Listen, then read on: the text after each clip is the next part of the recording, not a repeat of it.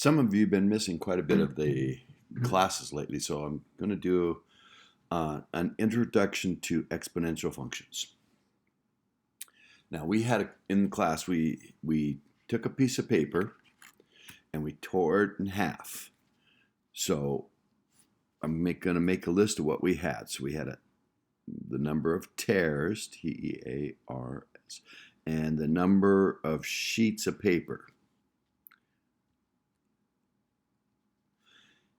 With 0 tears, there was 1 sheet of paper. Once we tore it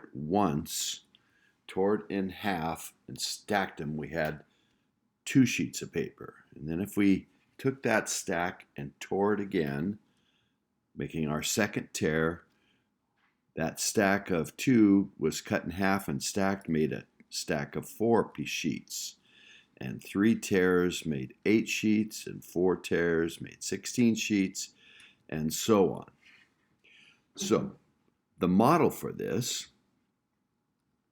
the number of sheets as a function of the number of tears is, it's doubling every time. So there's a base to this of 2 to the x, or in this case, t. And if we put a 0 in for the t, 2 to the 0 is 1. And 1 in there makes 2, and 2 in there, 2 squared is 4. And this is the mathematical model. Now, the size of paper I gave you was in class was 14 by 8.5 inches, which works out to be an area of, let's work this out here, 8 is clear, 8, get the right, 8.5 times 14 is 119 square inches. So, a new table here, the tears and the area. And with no tears, we had 119 square inches. And if I was able to tear it perfectly in half, after 1 tear, a sheet would be half as much area. So 119 divided by 2 is 59.5.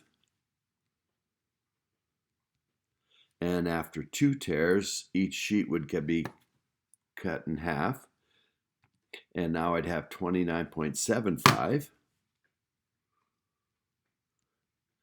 etc.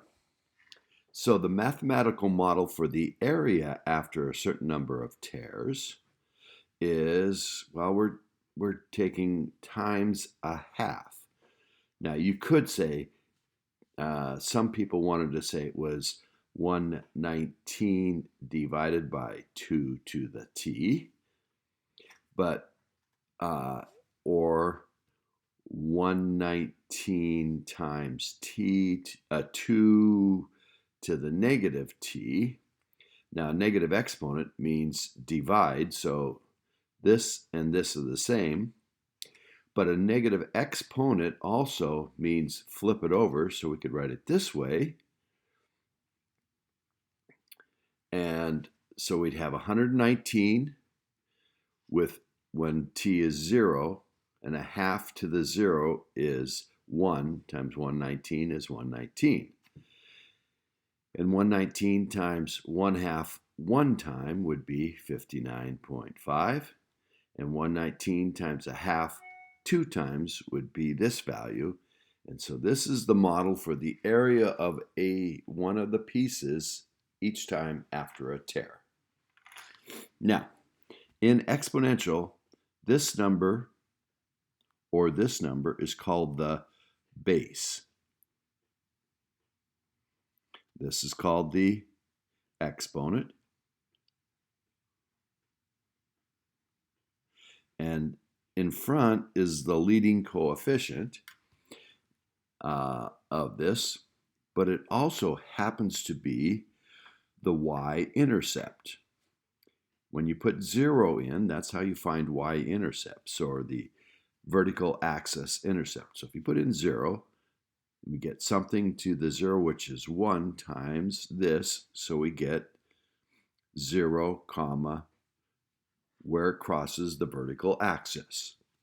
Here, if you put in 0, we get 2 to the 0, which is 1 times 1. You get where it crosses the vertical axis.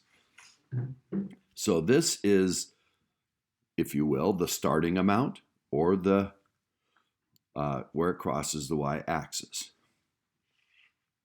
And these look exponential. They grow. This one crosses at 0, it's 1. At 1, it's 2. And at 2, it's 4. And at 3, it's 8. 4, 5, 6, 7, 8. And it's a growth curve. And if you were to follow this back into the negatives, we start dividing by 2. So 1 divided by 2 is a half. 1 divided by 2 again is a quarter, then an eighth, then a 16th, and so it approaches the x-axis, or the horizontal axis, asymptotically, but it grows without bound, and it isn't asymptotic to vertically. So those are characteristics of the exponential. Now, this was a growth function. This one is a decay function, because it's going to start at 119, and then it's going to be half as much, and then half as much, and then half as much, and it's going to keep going half as much each time. And it'll approach, again, the x-axis or horizontal axis asymptotically. And so what makes this a growth function is the base is greater than 1. So in general, if you have an exponential,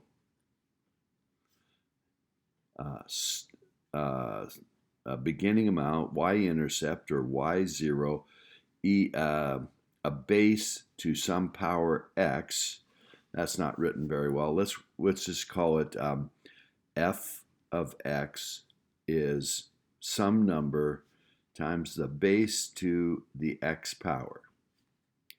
This being the y-intercept, this being the base, this being the exponent, and it's a growth function. If we don't have a minus here, then as x grows bigger and the base is greater than 1, it'll be a growth model. So it's a growth model if the base is greater than 1.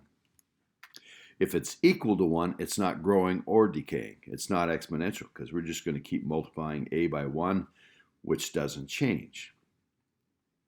Now, the decay model, it's often people think, oh, it's just going to be whenever b is less than 1. Well, that's not quite true. If f of x is the same model, but if b is between 0 and 1, it'll be a decay model. In other words, it's going to be something like a 0.1 or 0.2 or a half or a third, which means we're going to take a smaller and smaller piece, like in the paper. We're reducing the size each time. So this would be a decay model, where the base is somewhere between 0 and 1, and this is a growth model,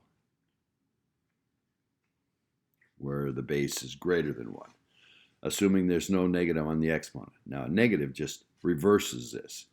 If there was a negative there and a negative there, this would be a decay model, and this would be a growth model. Now, what happens if the base is negative? And this is just a point of curiosity. A student brought it up in class, and so I'm going to point this out. I'm going to go turn my calculator on here and clear that and type in an equation where I have a, let's just do parenthesis -5 to the x. To the x. So now I have a -5 base. This is a base less than 1. What's it going to look like? So I'm going to push zoom 4 and graph it. And if you look closely, you can see dots. And it's kind of weird that it does that. Let's try to understand why it's weird like that. Okay, so if you're doing -5 or any negative number to a power x, well, if x was 1, I'll make a little table here. If x is 1, -5 to the 1 is -5. We call this y, this would be y. If I put in 2, -5 squared is +25, but -5 to the third would be -5 times -5 times -5, which is -125. So we're going from a negative to when we get an even power, we're positive, and then when we're odd power, we're negative, positive, negative, positive, and so it's going back and forth. But it was just dots. It didn't connect them. Why? Well, let's talk about what numbers are in between 1 and 2, like 1/2. 1/2 is the square root, and the square root of a negative is not a real number. So it's not going to have a value for x equal to half. But if x was 1/3 or 2/3, thirds is an odd root, and you can take odd roots of negative numbers. So there are some of the numbers in between here that we can take the roots of, that we can find the values for, and there's some that we can't. And this is not even looking at all the possible decimals in between. And so hopefully you can kind of get a feel for why this is going to have values at some places, some negative and some positive, but at other places it's just not going to exist. Therefore, the upshot of all that is, for our class, we're not going to worry about this. We're going to restrict ourselves to exponentials that have either bases that are positive, bigger than 1, or between 0 and 1. Not 0, because it would be just staying 0 all the time. Not 1, because it wouldn't change. It would be a all the time. And not any negative numbers. The base is always 0 to 1 or bigger than 1. Okay? That's the introduction to exponentials. Now, how do you know if data is exponential? I'll just put this back here, but I'll put this here. This was exponential because each time I multiplied by 2.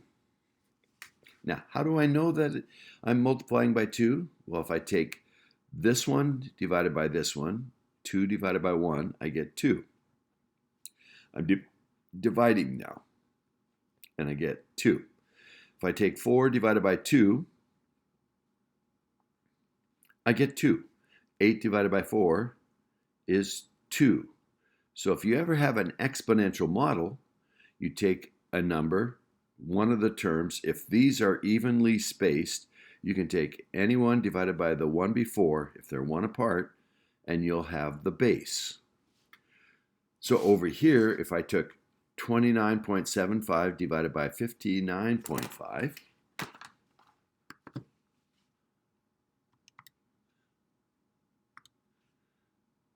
$29.75 divided by 59.5, And you'll see I get what the base was.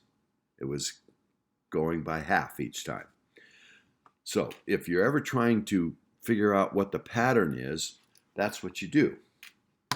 Now, as opposed to, if I had a linear model, like y equals 2x plus 3, and I put in numbers like 0, 1, 2, 3, 0 would be 3, 1 would be 5, 2 would be 7, 3 would be 9, and it's increasing. So 5 minus 3. If I'm subtracting here, I get 2. Subtract here, I get 2. Subtract here, I get 2. So this has a slope of 2. It increases by 2 all the time. Now, what if I had a quadratic model? So if I put in 0, 1, 2, 3, 0 would be 3, 1 would be 5, 2 would be 8 plus 3, 11, and 3 would be 9 times 2, 18, 21. What happens on this one? Well, it turns out if you subtract, 5 minus 3 is 2, 11 minus 5 is 6, and 21 minus 11 is 10, and then subtract again. 6 minus 2 is 4, 10 minus 6 is 4. If it takes 2 times subtracting, it's a quadratic model. If they come out the same after doing the subtraction once and then doing the subtraction on the subtractions, then it's a quadratic model. And if it was cubic, you would subtract them once, then twice, and then the third time they would be all constants if it's a cubic model. So that's kind of how you can tell what model it is. Or you could plot the points and see if it's what it looks like. For example, this one, this decay one, if you have just points that look like that, you might think, maybe it's a parabola, or it's a cubic, or something else. So if you got a curve like this, it's hard to tell, but you have to think about what we're trying to model. And if we're tearing something, it never goes negative size area. It has to keep getting smaller and smaller and go out like this, which a parabola wouldn't do and a cubic wouldn't do. So you can get a little bit of a hint by what the behavior you think of the model should be. Okay. So now, what if we're trying to make a model that we know it's exponential and goes through a couple of points? Like, let's say it went through 2, 3, and 4, 7. And it fits the model of an exponential. So it's y equals some number base to a power. To work with these, you would put in 2 for the x and 3 for the y, and we get 3 equals a times b to the 2, and you can do 7 equals a, we don't know it, times b to the, to the 4. That's the x goes to the power, x goes to the power, base. Now I want to solve for something here. So I'm going to solve for a by dividing both sides by b squared, and I get a is equal to 3 divided by b squared. Just divide both sides by b squared. If I divide both sides by b to the 4th, I get a is equal to 7 divided by b to the 4th. And therefore, if this is equal to a and this is equal to a, then these must be equal. So I'm going to write 3 over b squared equals 7 over b to the fourth. And if I don't like these down here, I could multiply everything by b to the fourth. And that would cancel these. And this would go in there and leave b squared. So I'm going to have 3b squared equals 7. You can divide by 3. And I get b squared equals 7 thirds. To get rid of the third power, I take it to the second power, I take the 1/2 power, or square root. And it's an even root, so I can do plus or minus square root. There's two possible answers. However, we're talking about bases that are positive only, so we're only going to take the positive root, which is, let's go here and go parenthesis 7 divided by 3 to the 0.5, to the 1/2 power, square root. And I get 1.527525, something like that. I put quite a bit in there because I want to check my answer here. So that's the base to the x times something equals y, I think is the model. How do I find the a?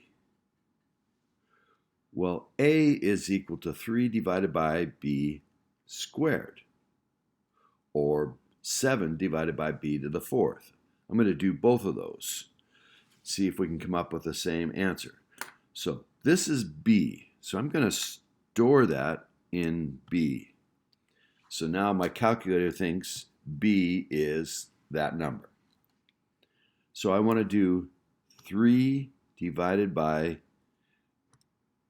b squared, and it's telling me a is 1.2857. 1.2857. Or I can go 7 divided by b to the fourth, and it says the same number. Okay? So that should be my model. So I'm going to type that model in here. A 1.2857, I'm rounding it off, parenthesis, 1.52755, parenthesis, to the x. And then if I go to my table, and I've got, of course, I've got a table set on independent ask. Go to the table. Nope. Table. Now stop. Second, table. There we go. Let's type in 2, and it should tell, type in 2, and it should give me 3 in that model. If I type in 4, it should give me 7. Pretty close, 6.9999, pretty close to 7. So these numbers are rounded off, and it looks like it's working. Hopefully you understand how we got it there. Now, if they had given me something like 0, where there were 2,000 people in a town, and at year 0, like maybe it was 1970, long before any of you guys were around, and then later, and let's say 1990, probably still before you guys were around, which would be 10 years later, the population was 5,000. What's the model? Well, this one's a little easier to do because the amount of population after some time, so I might call it P of t or A of t, is equal, if I know the y-intercept, A again is the y-intercept, if I know the y-intercept, in this case 2,000, I can just put it right in, and I've got a big portion of my model already, b to the t for the amount of time, and I can solve for the b if I plug in the other point. If I put 5,000 here, 2,000, And I'm trying to figure out the b after 10 years. Whatever b is to the 10th times 2,000 is supposed to be 5,000. To solve for b, I get this starting amount out of here by dividing by 2,000. And I get basically 5 divided by 2, 2.5 has to be b to the 10th power. To get rid of the 10th power, I do the 10th root.